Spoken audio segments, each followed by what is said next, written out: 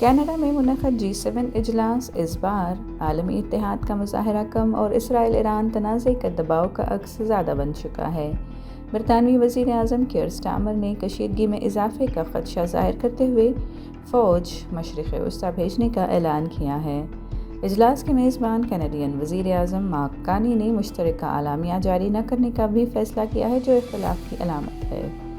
امریکی صدر Donald Trump کے تاخیر سے آمد اور دیگر کشیدگیوں نے اجلاس کو مزید غیر یقینی بنا دیا ہے۔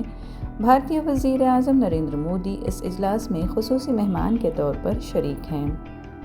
اجلاس سے پہلے مودی نے سائپرس کا تاریخی دورہ کیا اور یہ 20 سال بعد کسی بھارتی وزیر اعظم کا پہلا دورہ ہے۔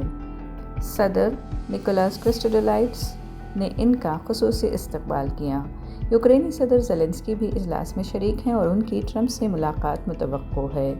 اس بار G7 کی بات چیت کے پس منظر میں مشرق وسطی کا بحران چھایا ہوا ہے، چاہے وہ براہ راست موضوع ہو یا نہ ہو۔